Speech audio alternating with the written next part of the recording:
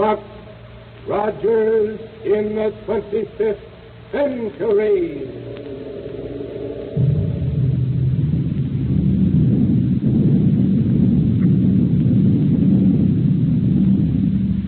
Buck Rogers is back on the air. Buck and Wilma and all their fascinating friends and mysterious enemies in the super-scientific 25th century.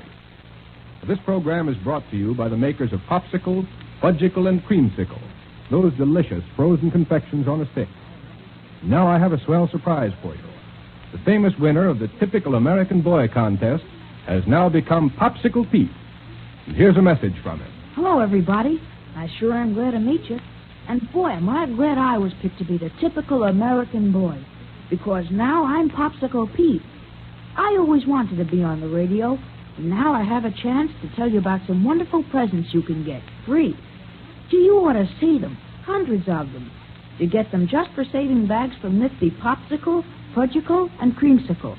Some gifts, even better than Christmas. You can get a wristwatch, a movie camera, table tennis, a wallet, a doll. Gee, lots of gifts.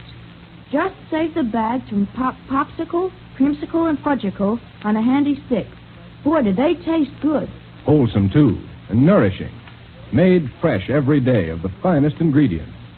The biggest 5 cents worth anywhere. And say, kids, get the free illustrated Popsicle gift list at your ice cream store. A free coupon comes with it, worth 10 bags. And now for Buck Rogers and his thrilling adventures 500 years in the future. As you probably know, Buck was born right here in our own times, in this 20th century. And the story of how he got started on his amazing adventures so far in the future is mighty interesting. But instead of telling you about it, let's turn the dial that'll project us ahead in time and find out all about it that way. Now, the capital of 25th century America is Niagara. And there it is that Dr. Huer, the great scientist, has his marvelous laboratory. In one room of it, he's working on a strange-looking device that sends a peculiar greenish light down onto a human figure lying on a table before him. Shall we join him there? Okay, then, here we go. 500 years into the future.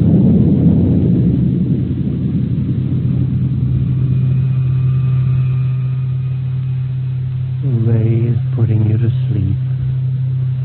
To sleep. Relax and sleep. Sleep. Sleep. Good. The ray's had its effect. Now I can go ahead. Yes, come in. Oh, hello, Wilma. Hello, Dr. Hewitt. My, why don't you have more light in here? Coming in from outside, I can hardly see a thing in this spooky greenish glow. Part of a little experiment I'm conducting. Oh. But tell me, have you seen anything of Black Barney here in Niagara? Why, no. Hasn't given up his job of Prime Minister on Mars, has he? Oh, no. But one of his Martian rocket ship factories has worked out a new control device for me. I rather hoped he'd get here with it today. Oh. Meantime, I've made ready for a final test of this little invention here. Like to stay and see it? I'd love to, Doctor, and you know it, but I just dropped in to find out if you'd seen any sign. Oh. What's the matter?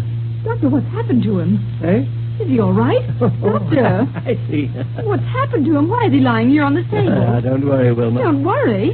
Doctor, what are you... He has offered to be the subject of my test. That's all. But then, Well, why he's is he... simply lying here, comfortably asleep, under the influence of my electrohypnotic ray. Oh.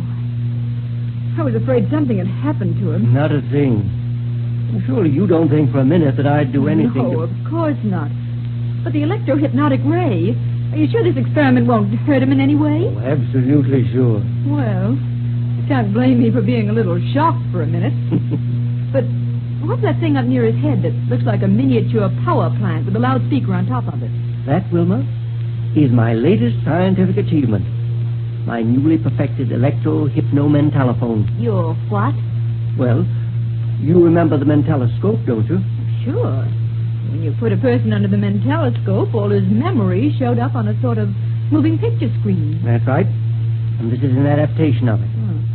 With this, the electro-hypno-mentalophone, the memories of the subject will come to us verbally, through the loudspeaker here. Provided, of course, that my calculations have been correct. Sort of read a person's mind aloud, you mean? Yes, that's it exactly. Where do you ever get ideas for things like this, Dr. Hewer? Surely people don't just barge in and ask you to work them out. Hardly. The scientific research and experimentation that led up to the development of this machine was started way back in the 20th century.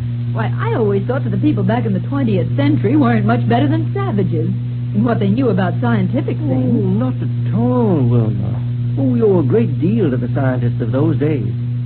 Were it not for the groundwork laid by men like Einstein, Fitzgerald, Compton, Millikan, and the rest, we'd be without a great many of the things we have today. They never really got anywhere with rocket ship development or anything like that, though, did they? Well, successful rocket flight depends on two things that have been brought into existence only recently. One of them must be a neutron. Yes, inertia.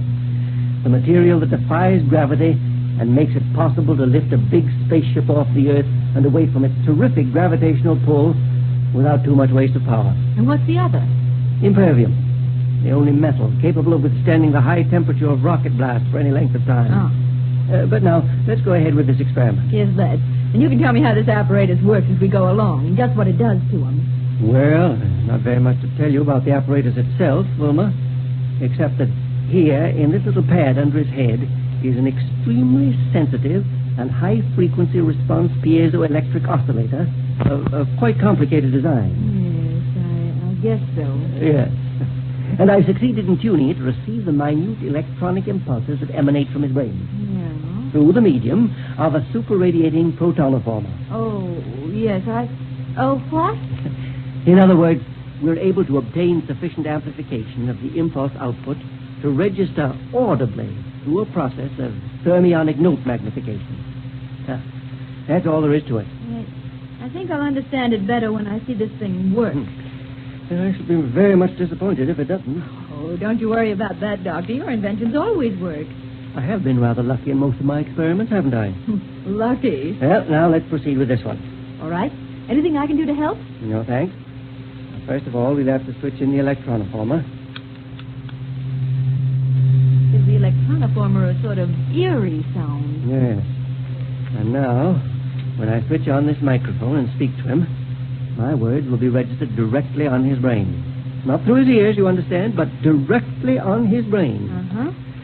And if we're successful, we'll receive his subconscious response through the loudspeaker. Go ahead, Doctor. Now, young man, what is your name? I said, what is your name? Buck Rogers. Wilma, it works. But, Doctor... My invention's a success. Doctor, what happened? It works even better than I thought it would. He didn't move his lips, though. And how could we hear him talk if he didn't move his lips? It read his mind aloud, Wilma. It read his mind aloud. Sounded right like his real voice, though. Well, of course, because he thinks of speech in the same manner that he utters it. Great day, it doesn't seem possible. Ask him some more questions. Yes, by all means. Listen. Buck, you were born back in the 20th century, were you not? Yes, sir. But this is the 25th century. You see, Wilma, his memory's preserved intact. May I ask him a question? Surely, go ahead. Go ahead. Buck, how did you happen to come to the 25th century? One day in the year 1919, I was in the lower workings of an abandoned mine near the city of Pittsburgh. Yes? All of a sudden, the supports that held up the walls and ceiling gave way and the whole thing caved in on me. Yes? Some kind of peculiar gas was released. It put me to sleep. It kept me in a state of suspended animation for 500 years. Then the ground shifted and let in fresh air and I woke up. Well, how did you know you were in suspended animation for 500 years? Instead of the year 1919, it was the year 24-something. To be exact, it was 24... How did you know what year it was? I was told about it by Lieutenant Wilma Deering, a beautiful girl soldier I met when I first hit her. Oh, then you knew Wilma Deering. Doctor. Oh, I certainly do. She's the finest and bravest girl who ever lived. Why, Wilma... Buck Rogers, Yes? did you find anything new and different when you first came into the 25th century? Oh, a great deal, thanks to Dr. Hewer, Dr. Hewer? the greatest scientist who ever lived. What's this? Nowhere in the universe is there a scientist who's done so much good for humanity, or done anything that can even begin to Now, wait. compare with. Wait a minute, Buck. Yes? Just forget Dr. Hewer and go on with what you were saying. But he's the man who invented the first rocket ship that took us to the moon. And it was that trip that proved the practical practicability of interplanetary flight. Practicability of interplanetary flight. Nothing wrong with this machine, Doctor. Where else have you gone by rocket ship, Buck? First to Mars, where we helped King and Aldo put down an invasion by the Martian Tiger Men. Yes. Then to Saturn and the Saturnian moon, Venus, Jupiter, and even far-off Pluto. Which planet did you find most interesting? Well, that's hard to say. Jupiter has the biggest field for exploration simply because it's so much larger than the rest of the planets. Very true. Do you expect to do any more rocketing around through outer space? Well, there's nothing else I'd rather do, sir. Well, Wilma, you like my little contraption? Oh, it's wonderful, Doctor. I told you it would work. Well, is there anything else you'd like to ask, Buck, before I turn off this green ray? Let's wake him up and see if he remembers anything that happened during the experiment. All right. Go ahead. All right. Come on, Buck. Wake up. Huh? I say, wake up. You've been asleep. Sleep? Uh-huh. Oh, hello, Wilma. Hello. Hey, where'd you come from? What are you doing here? I've just been let in on the test of Dr. Hewer's Electro-hypno-mentalophone. Yeah. Oh, doggone it. Instead of helping you with your test, I fell asleep. Say, I'm awfully sorry, Doctor. Sorry? Oh, yes, sir. I was going to But, help Buck, you. I put you to sleep with this machine. Oh, really? That's right.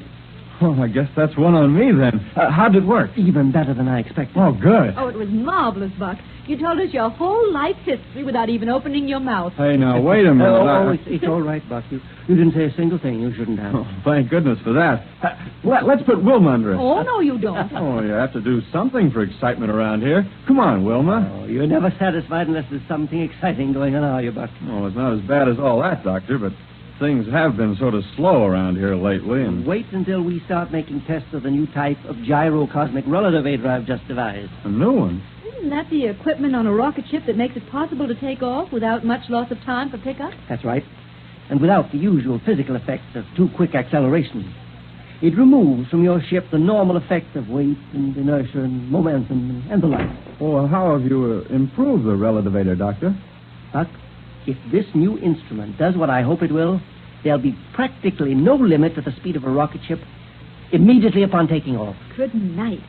Imagine getting into the control cabin, opening the power lever, and going a couple of 1,000 miles an hour just like that. That's exactly what we'll be able to do, Wilma. Boy, that hardly seems possible, does it? But when can we test it out, Doctor? Have you already got it installed on a rocket ship? No, Buck.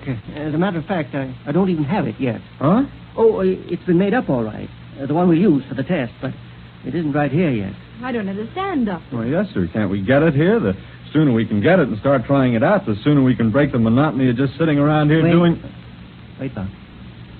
Listen. Yes, Doctor. I hear it, too. Well, yeah. Hear it? Yes, sir. But what under the sun is it? Look here, out of the window. Look, here's Wilma. And it's coming right down this way. Wilma!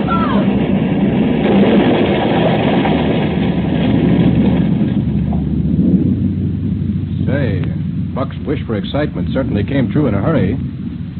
Great day. I wonder what that was. I certainly hope he and Wilma and Dr. Hewer are all right. What do you say, Pete? Well, I know what would make me feel all right. A great big frozen fudgicle. Jiminy, can you imagine anything better than that fresh, creamy chocolate fudge frozen ice cold on a stick? Fellas and girls, what's the best, purest, biggest nickel's worth you can get? Right, a fudgicle. Delicious and full of healthful energy. Made only from pure milk products. Swell to eat and easy to digest. And don't forget to save the bags for those wonderful free prizes. Exciting gifts like cameras, dolls, sweatshirts, gorgeous jewelry, and lots of other things. Now listen, kids. Be sure to get your free popsicle gift list at your ice cream store. Don't take no for an answer.